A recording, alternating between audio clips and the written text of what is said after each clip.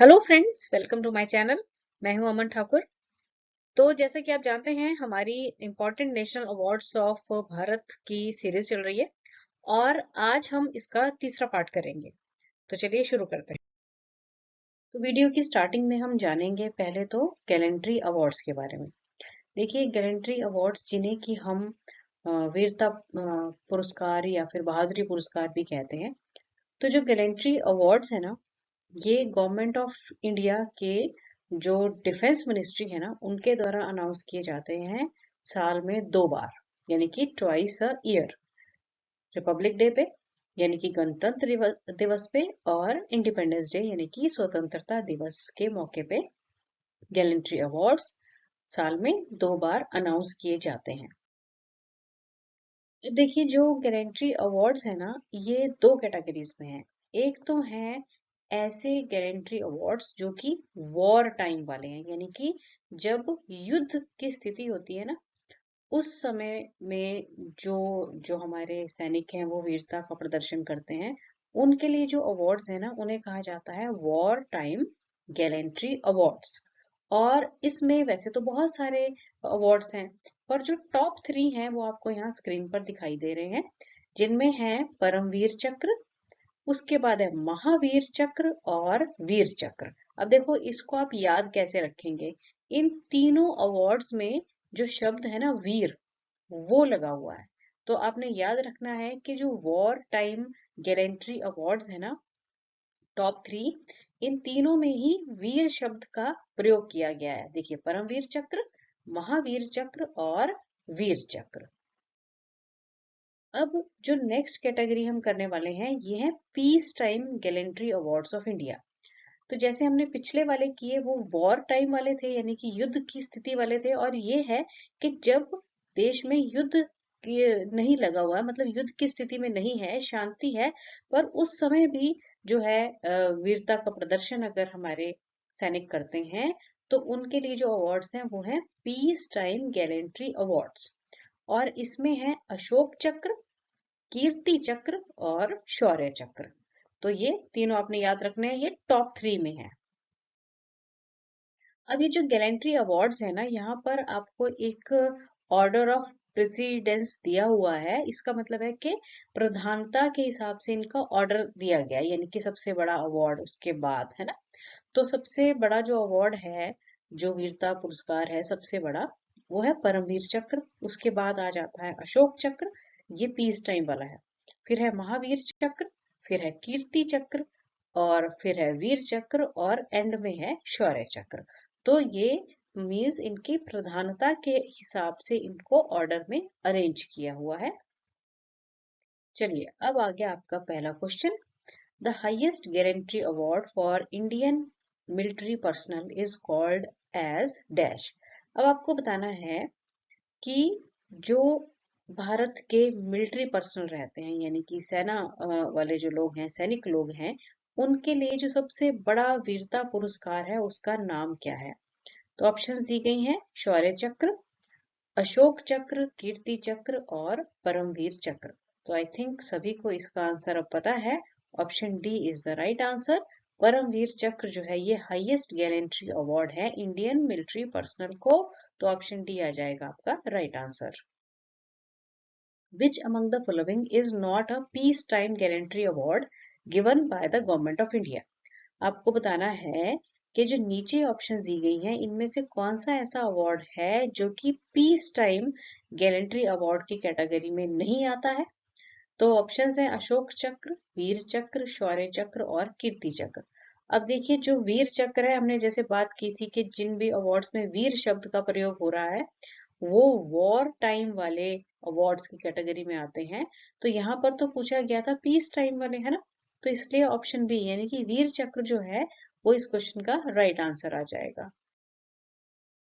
Which of the following is equivalent to Medal of Honor in US and Victoria Cross in UK? अब आपको बताना है कि जो यूएस है ना, यूनाइटेड स्टेट्स, वहां पर मेडल ऑफ ऑनर दिया जाता है, और यूके यानी कि यूनाइटेड किंगडम मींस इंग्लैंड में विक्टोरिया क्रॉस। अब आपको बताना है कि भारत का वो कौन सा पदक है या फिर अवार्ड है जो कि यूएस के मेडल ऑफ ऑनर और यूके के विक्टोरिया क्रॉस की बराबरी करता है? तो ऑप्शंस हैं शौर्य चक्र, अशोक चक्र, कीर्ति चक्र और परमवीर चक्र। तो इसका राइट आंसर है ऑप्शन डी, परमवीर चक्र जो है वो यूएस के मेडल ऑफ ऑनर और यूके के विक्टोरिया क्रॉस के समान है भारत में। तो ऑप्शन डी आ जाएगा आपका right answer. Who was the first person to get Paramvir Chakra? आपको बताना है कि वो कौन से व्यक्ति थे जिन्हें सबसे पहले परमवीर चक्र जो है से सम्मानित किया गया। तो देखिए इसका जो राइट आंसर है वो ऑप्शन ए है, सोमनाथ शर्मा। मींस मेजर सोमनाथ शर्मा जो थे, इन्हें सबसे पहले जो ये परमवीर चक्र है वो प्रदान किया गया, पर मरणोपरांत इनको ये अवार्ड दिया गया। ये दिया गया है 3 नवंबर 1947 को। तो आपको ये याद रखना है, ऑप्शन ए आ जाएगा आपका right answer. Which of the following is the only member of Indian Air Force to be honored with the Paramvir Chakra? अब देखिए नीचे दी गई हैं कुछ ऑप्शंस और आपको बताना है कि इनमें से वो कौन से वीर सैनिक रहे हैं जो कि इंडियन एयर फोर्स से थे, यानी कि भारतीय वायुसेना से, और उन्हें परमवीर चक्र से सम्मानित किया गया है। क्योंकि मोस्टली ये जो परमवीर चक्र है ना, ये आर्मी के लोगों को ही दिया गया है। सिर्फ एक हैं इंडियन एयर फोर्स के सैनिक जिन्हें की परमवीर चक्र से सम्मानित किया गया है। तो आपको बताना है कि वो कौन है। ऑप्शंस हैं मेजर सोमनाथ शर्मा, तो ये तो नहीं होंगे क्योंकि ये तो हमने लास्ट क्वेश्चन में ये भी किया कि ये तो पहले मींस परमवीर चक्र विजेता थे, है ना। तो और नेक्स्ट है निर्मल जीत सिंह सेखों, अरुण खेतरपाल और मनोज कुमार पांडे। देखिए जो राइट आंसर है वो ऑप्शन बी है, निर्मल जीत सिंह सेखों जो थे, ये सिर्फ एक सैनिक थे जो अभी तक के इंडियन एयर फोर्स के जिन्हें की परमवीर चक्र से सम्मानित किया गया है। और ये इन्हें जो अवार्ड है मरणोपरांत दिया गया 1971 यानी कि 1971 में। तो option B is the right answer. National unity award has been constituted in whose name? आपको बताना है कि जो राष्ट्रीय एकता अवार्ड है, सम्मान है, वो किसके नाम पर बनाया गया है? ऑप्शंस है महात्मा गांधी, जवाहरलाल नेहरू, सरदार वल्लभ भाई पटेल और लास्ट ऑप्शन कह रही है बी आर अम्बेडकर। तो देखिए जो राइट आंसर है वो ऑप्शन सी है, सरदार वल्लभ भाई पटेल के नाम से ही बनाया गया है नेशनल यूनिटी अवार्ड। क्योंकि देखिए भारत को एक सूत्र में जोड़ने का जो काम है ना वो सरदार वल्लभ भाई पटेल के द्वारा ही किया गया है ना। और जो उनका स्टैचू भी गुजरात में है, स्टैचू ऑफ यूनिटी उसे कहा जाता है। तो इस क्वेश्चन का जो राइट आंसर है वो ऑप्शन सी है। Government of India has constituted a civilian award in the name of Sardar Vallabhbhai Patel in the field of contribution to। अब देखिए लास्ट क्वेश्चन से मिलता जुलता क्वेश्चन है कि गवर्नमेंट ऑफ इंडिया के द्वारा एक सिविलियन अवार्ड है जो कि सरदार वल्लभ भाई पटेल के नाम पर बनाया गया है, वो किस फील्ड में योगदान देने के लिए मिलता है? तो ऑप्शंस है unity and integrity, art and culture, social work और एंटरप्रेन्योरशिप। देखिए इसका जो राइट आंसर है वो है option A, unity and integrity के फील्ड में कंट्रीब्यूशन से सरदार वल्लभ भाई पटेल जो अवार्ड है वो दिया जाता है। तो option A is the right answer. Amrita Devi Bishnoi national award is given for. अब देखिए इस क्वेश्चन में पूछा गया है कि अमृता देवी बिश्नोई नेशनल अवार्ड जो है वो किस वजह से दिया जाता है? तो ऑप्शंस हैं environmental protection, energy protection, wild life protection और बायोडाइवर्सिटी प्रोटेक्शन। तो देखिए इसका जो राइट आंसर है वो ऑप्शन सी है। ये जो अमृता देवी बिश्नोई नेशनल अवार्ड है ना, ये वाइल्ड लाइफ प्रोटेक्शन के लिए दिया जाता है। और इसके बारे में थोड़ी और जानकारी लीजिए। The award is named after Amrita Devi Bishnoi who was killed in 1730 while trying to protect a grove of khejri trees. The award recognizes individuals and institutions for their courage and dedication to wildlife protection. तो देखिए ये जो Amrita Devi Bishnoi national award है ना, ये एक महिला जो कि जिनका नाम था अमृता देवी बिश्नोई, उनके नाम पर ये रखा गया है, जिन्हें कि 1730 में मार दिया गया था क्योंकि वो खेजरी एक प्रकार के वृक्ष होते हैं, उनकी रक्षा करते हुए उन्हें मार दिया गया था। और ये जो अवार्ड है या तो ये इंडिविजुअल को दिया जाता है या फिर इंस्टीट्यूशन को दिया जाता है जो भी वाइल्ड लाइफ प्रोटेक्शन में अपना डेडिकेशन और करेज से काम करते हैं। तो ये इम्पोर्टेंट क्वेश्चन है, आपको ये याद रखना है। The La Liga trophy is associated with which sport? आपको बताना है ला लीगा ट्रॉफी जो है वो किस खेल से संबंधित है? टेनिस, फुटबॉल, वेट लिफ्टिंग या फिर क्रिकेट? तो देखिए इसका जो राइट आंसर है ना वो ऑप्शन बी है। La Liga trophy is associated with sport football. तो option B is the right answer. Moorti Devi award is given for the excellence in the field of. अब देखिए इस क्वेश्चन में ये पूछा गया है कि जो मूर्ति देवी अवार्ड है ना वो किस क्षेत्र में काम करने के लिए दिया जाता है? लिटरेचर, ड्रामा, डांस या फिर म्यूजिक? तो राइट आंसर इसका ऑप्शन ए है, लिटरेचर के फील्ड में दिया जाता है Moorti Devi award. By which of the following institution is the Moorti Devi Sahitya Puraskar awarded? आपको बताना है कि जो मूर्ति देवी साहित्य पुरस्कार है ना वो किस संस्था के द्वारा जो है दिया जाता है? ऑप्शंस हैं मिनिस्ट्री ऑफ एचआरडी, साहित्य अकेडमी, भारतीय ज्ञानपीठ ट्रस्ट और लास्ट ऑप्शन कह रही है भारतीय विद्या भवन। तो देखिए जो मूर्ति देवी साहित्य पुरस्कार है ना ये भारतीय ज्ञानपीठ ट्रस्ट के द्वारा दिया जाता है। Option C is the right answer. Which of the following is the highest Indian recognition given to practicing artists in the category of music, dance, theatre and other traditional arts? अब देखिए इस question में ये पूछा गया है कि भारत में म्यूजिक, डांस, थिएटर या फिर जो और ट्रेडिशनल आर्ट्स है ना उनके क्षेत्र में जो आर्टिस्ट रहते हैं, कलाकार रहते हैं, उन्हें दिए जाने वाला सबसे बड़ा भारत में जो अवार्ड है वो कौन सा है? तो ऑप्शन दी गई हैं मूर्ति देवी अवार्ड, संगीत नाटक अकादमी पुरस्कार, व्यास सम्मान या फिर नन ऑफ द अबव। तो इसका राइट आंसर ऑप्शन बी है, संगीत नाटक अकादमी पुरस्कार जिसकी स्थापना 1953 में की गई थी वो म्यूजिक, डांस, थिएटर और ट्रेडिशनल आर्ट्स के फील्ड में दिए जाने वाला सबसे बड़ा पुरस्कार है। Option B is the right answer. Name the author who won Sahitya Academy award 2019 for his book An era of darkness the British empire in India. आपको बताना है कि 2019 में साहित्य अकेडमी अवार्ड जो है एक ऑथर को दिया गया और उन ऑथर का नाम क्या था और उन्होंने ये पुस्तक लिखी है और जिसका नाम है an era of darkness the British empire in India. तो ऑप्शंस हैं रामचंद्र गुहा, शशि थरूर, रोमिला थापर और विक्रम सेठ। तो देखिए राइट आंसर है ऑप्शन बी, शशि थरूर के द्वारा ये बुक जो है लिखी गई है। Option B is the right answer.